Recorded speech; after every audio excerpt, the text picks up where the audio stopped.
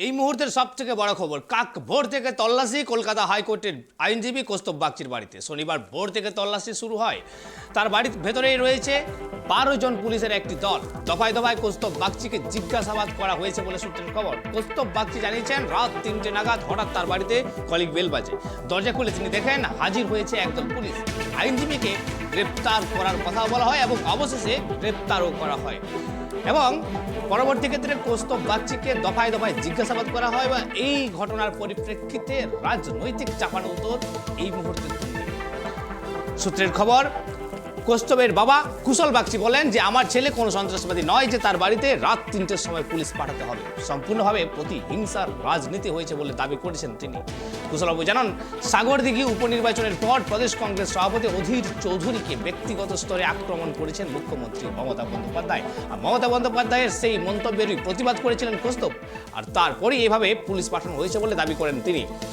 অবশেষে কৌস্তব বাগচিকে গ্রেপ্তার করা হয়েছে এবং এই ঘটনা নিয়ে আমরা আবার বিস্তারিত জানবো। আমাদের সঙ্গে রয়েছে আমাদের প্রতিনিধি রাজীব দত্ত। রাজীব দা, আমি জানতে চাইব, কৌস্তব বাগচির বাড়িতে ভোর 3টের সময় পুলিশ এবং তল্লাশি, কেনই বা এই তল্লাশি আর কেনই বা গ্রেপ্তার করা হলো কৌস্তব বাগচিকে? কৌস্তব বাগচি তিনি জানো যে কংগ্রেসের আইনজীবী সেলের নেতা এবং যে এসএসসির যে দুর্নীতি হচ্ছে, দুর্নীতির যে তদন্ত সিবিআই করছে যেটা কলকাতা হাইকোর্টের নির্দেশে, সেক্ষেত্রে তিনিও কিন্তু একটা তার বড় ভূমিকা ছিল। বিকাশ ভট্টাচার্য এদের সঙ্গে কিন্তু তিনিও এসএসসি যারা বঞ্চিতদের হয়ে লড়াই করেছেন কলকাতা হাইকোর্ট এবং তার সবাইকার মিলিত প্রচেষ্টায় কিন্তু আজকে সিবিআই হচ্ছে এসএসসি স্কুল সার্ভিস কমিশনের শিক্ষক নিয়োগ দুর্নীতি।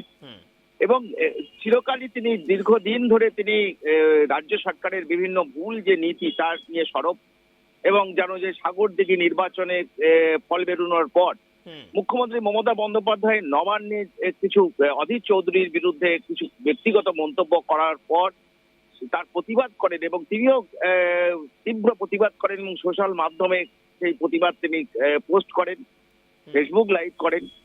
তারপরেই কিন্তু তার বিরুদ্ধে এফআইআর হয়েছে, যেটুকু আমরা জানতে পারছি যে তার বিরুদ্ধে একটি এফআইআর হয় বটতলা থানা, কলকাতার পুলিশের বটতলা থানা এরিয়ায় থানাতে।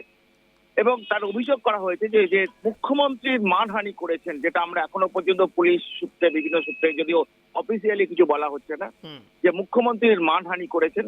সেই কারণেই তাকে গতকাল আজ গভীর রাত্রে প্রায় ভোর 3টে নাগাদ তার বাড়িতে বটতলা থানার পুলিশ পৌঁছে যায় এবং তার বাড়িতে তল্লাশি করে। দীর্ঘ জিজ্ঞাসাবাদের পর সকাল 8টা নাগাদ তাকে গ্রেপ্তার করা হয় এবং পুলিশের গাড়িতে তুলে তাকে লালবাজারে আনা হচ্ছে। তার বাড়ি হচ্ছে ব্যারাকপুরে, অর্থাৎ ব্যারাকপুরের ব্যাংক রোডে তার বাড়ি, অর্থাৎ ব্যারাকপুর থানা এরিয়ায় তার বাড়ি এবং ব্যারাকপুর পুলিশও সঙ্গে ছিল, ব্যারাকপুর পুলিশকে বিষয়টা জানানো হয়। তো তার বিরুদ্ধে অভিযোগ তিনি কিন্তু দীর্ঘদিন ধরে তার এই সরকারের বিভিন্ন ভুল নীতি তার তীব্র বিরোধিতা করে যেমন করেন এবং সোশ্যাল মিডিয়াতে বিশেষ করে ইউটিউব চ্যানেল, তারপর ফেসবুকে তিনি অত্যন্ত সরব, বিভিন্ন সংবাদ মাধ্যমে টক শোতে তিনি যান এবং সেখানে গিয়ে কিন্তু সরকারের বিভিন্ন নীতির বিরুদ্ধে তীব্র সমালোচনা করেন। অত্যন্ত সুবক্তা কিন্তু কৌস্তব বাগচি। আইনজীবী হিসাবে যেটা বলতে চাই, আইনজীবী হিসাবেও তিনি অত্যন্ত দক্ষ এবং তাদের মিলিত প্রচেষ্টায় কিন্তু শিক্ষক নিয়োগ দুর্নীতি যেটা হয়েছে সেটা কিন্তু কলকাতা হাইকোর্ট তদন্তের নির্দেশ দিচ্ছেন, যার নেতৃত্বে ছিলেন কিন্তু বিকাশ ভট্টাচার্য। তো এই ঘটনায় তীব্র প্রতিক্রিয়া শুরু হয়েছে। অভিযোগ দেওয়া হচ্ছে যে বদলা নিতে কিন্তু রাজ্য সরকার বদলা নিতে তাকে গ্রেপ্তার করা হয়েছে। তো আজকেই তাকে কলকাতা তাকে ব্যাংশাল কোর্টে তোলা হবে, যেটা আমরা জানতে পারছি, যাকে আদালতে তোলা হবে।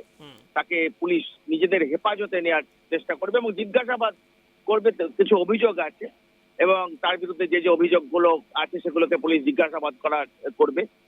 এই তাকে আনা হয়েছে লালবাজারে। তো সমস্তটা কিন্তু যেটা কংগ্রেস অধীর চৌধুরী তার প্রতিবাদ করেছেন, যদিও এই বিষয়টা কিন্তু কিছুক্ষণ আগেই হয়েছে, এখনো পর্যন্ত বিস্তারিতভাবে পুলিশের পক্ষ থেকে বলা হয়নি কেন তাকে গ্রেপ্তার করা হয়েছে। যেটা আমাদের অনুমান, যেটা আমরা বিভিন্ন সূত্রে পুলিশের বিভিন্ন সূত্রে আমরা পাচ্ছি যে তিনি অত্যন্ত সরব ছিলেন সরকারের বিরুদ্ধে এবং সেই কারণেই তাকে কিন্তু গ্রেপ্তার করা হয়েছে এবং মনে করছে প্রশাসন মনে করছে যে মুখ্যমন্ত্রীর বিরুদ্ধে কুরুচিকর মন্তব্য করেছেন তিনি এবং সেই কারণেই তাকে গ্রেপ্তার করা হয়েছে।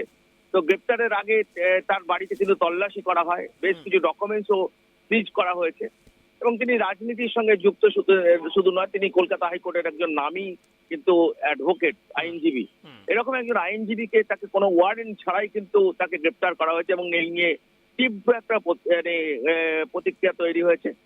আমরা জানি না এরপরে কিভাবে তাকে পুলিশ হেফাজতে, আমরা যেটা জানতে পারছি পুলিশ তাদের নিজেদের আদালতে যখন তুলবে তাকে হেফাজতে নেওয়ার চেষ্টা করবে, কিন্তু আমরা জানি না এখনো পর্যন্ত যে তার বিরুদ্ধে কি অভিযোগ। অভিযোগ যদিও পুলিশ এখনো পরিষ্কার করে কিছু বলেনি। যেটা মনে করা হচ্ছে যে তার দীর্ঘদিন ধরে সরকারের বিরুদ্ধে তিনি বিভিন্ন বিষয় নিয়ে সরব হয়েছেন বলেই তাকে গ্রেপ্তার করা হয়েছে, এমনই অভিযোগ করা হয়েছে। ধন্যবাদ রাজীব দা। আমরা এই মুহূর্তে দেখতেই পাচ্ছি কৌস্তব বাগচিকে ইতিমধ্যে গ্রেপ্তার করা হয়েছে এবং এই গ্রেপ্তারের পরিপ্রেক্ষিতে কিন্তু তার বাবা সরব হয়েছেন যে এটা তৃণমূল সরকারের প্রতিহিংসার রাজনীতি বলে উনি মন্তব্য করেছেন। এবং কৌস্তব বাগচির এই গ্রেপ্তারের ঘটনায় অনেক প্রশ্ন কিন্তু সামনে চলে এসেছে। শুধুমাত্র প্রতিহিংসার কারণেই কি উনি গ্রেপ্তার হলেন, না রাজ্য সরকারের বিরুদ্ধে বারবার সরব হয়েছেন বলেই গ্রেপ্তার হয়েছেন? এই প্রশ্নের উত্তর অবশ্যই খুঁজব এবং কৌস্তব বাগচির গ্রেপ্তারের ঘটনায় সম্পূর্ণ আপডেট পেতে চোখ রাখুন ট্রাইব টিভির পর্দায়।